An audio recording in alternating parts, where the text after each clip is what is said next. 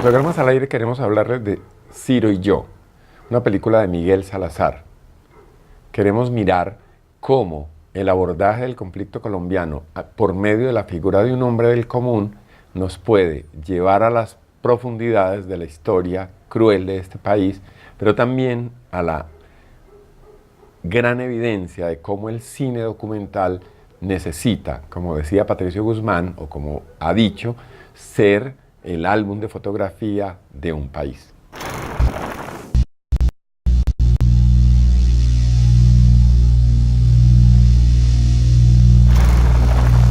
Para comenzar, Miguel Salazar ya lo habíamos conocido en un trabajo previo que se llama Carta a una sombra, una codirección con Daniela Abad. Para quienes tienen ese documental presente, está inspirado en el libro del padre de Daniela, Héctor Abad Faciolince, que era hijo de Héctor Abad Gómez. Héctor Abad era un defensor de derechos humanos de Medellín, médico salubrista, y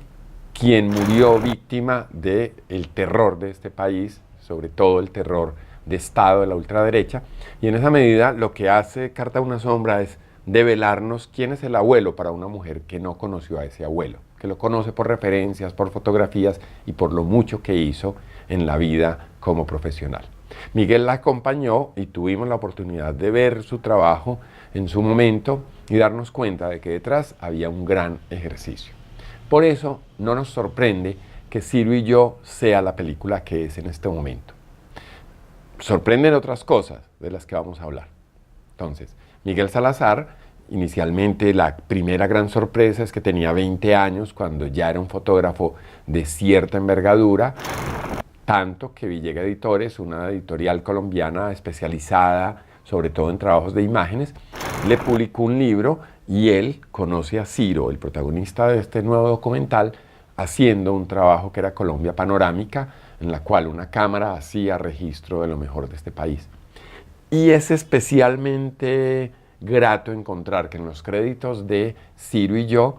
hay uno que se llama editor conceptual. Hasta el momento nunca había oído ese término, que es distinto al montaje en el sentido de el montaje cinematográfico, que esa organización que la mayoría de ustedes puede conocer, y en este caso el editor conceptual debe haber metido la mano de lleno y con tanta claridad que el espectador es llevado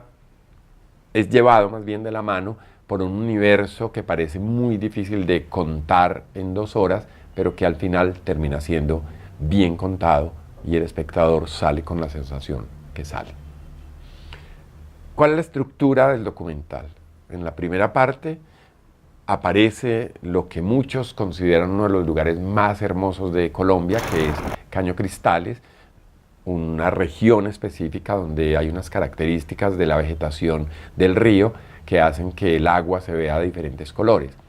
En esa estructura inicial, pues uno piensa que le van a mostrar a esa Colombia mágica que el conflicto armado no nos había permitido ver en profundidad, pero en el centro, en el gran centro del documental, lo que tenemos es la historia de un conflicto que en la propuesta de Miguel es contarnos qué pasa desde la violencia política del 48 con la muerte de Gaitán y cómo va escalando en la falta de humanidad para llegar al momento contemporáneo donde se firmó un acuerdo de paz que está muy empantanado todavía, pero el documental nos cierra con una imagen de un padre y un hijo en un río, en una balsa improvisada, hecha por ellos a mano, que nos muestra qué pasaría si este país tuviera efectivamente el resultado de una negociación y que esta negociación se tradujera en el éxito de la vida cotidiana. Miguel es muy claro, lo que nos muestra es cómo los grupos armados en Colombia han hecho que los ciudadanos del común nos sintamos seres ajenos y muchos que ignoremos qué estaba pasando con las personas que sufrían en carne propia la violencia, y lo que va quedando como conclusión paulatinamente, lo dice el hijo sobreviviente de Ciro, es que los más pobres son los que han puesto el pellejo, que tenemos 6 millones de desplazados, que somos el segundo país, creo que después de Sudán, y eso no es poco. Lo maravilloso del trabajo de Miguel es que es de una profunda humanidad, hasta el punto de que el espectador sale devastado, una devastación que es necesaria. Creo que la recomposición de un sujeto social, en este caso la sociedad colombiana, tenía que tocar un fondo tan cruel como el que nos relatan. Nos relatan la violencia política, donde hay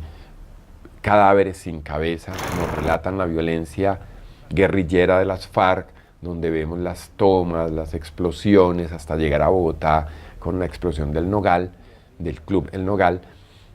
Vemos la violencia paramilitar, que supuestamente iba a ser la salvación al acabar con las guerrillas. Vemos la violencia estatal, que más que la física,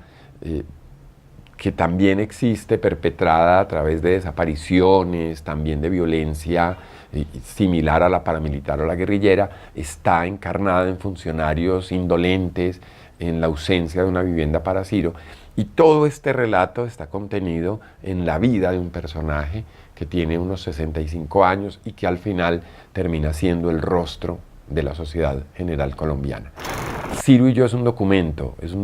que tiene un alto nivel de sensibilidad y que permite, por ejemplo, en la cara de Snyder, que es el hijo sobreviviente, ver luz y ver a un personaje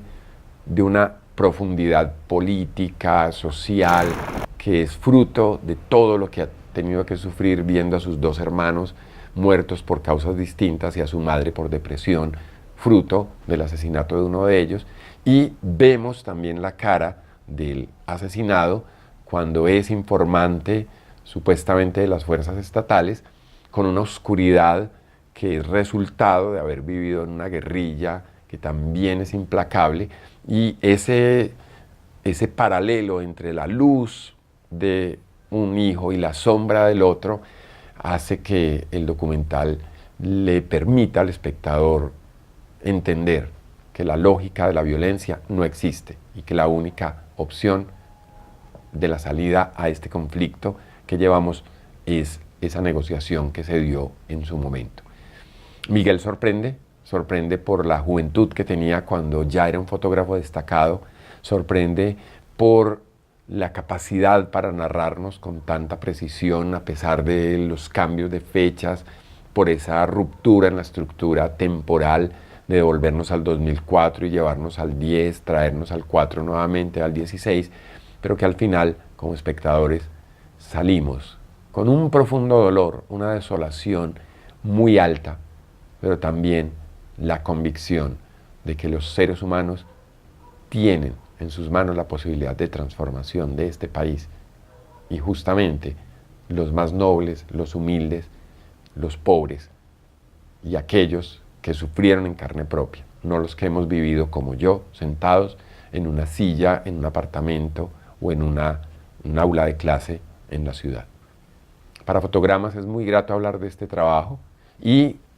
quiero aclarar que vamos a seguir viendo muchísimos, porque ya que se acabó el conflicto, o al menos eso pareciera, lo que vamos a ver es el relato incesante de todo lo que debemos saber para poder entender el país que tenemos y la sociedad en la que estamos viviendo. Suscríbase a nuestro canal en YouTube, síganos en Facebook y déjenos sus comentarios. Sabemos que va a haber mucho comentario porque esta película es profundamente humana, profundamente sensible y profundamente dolorosa.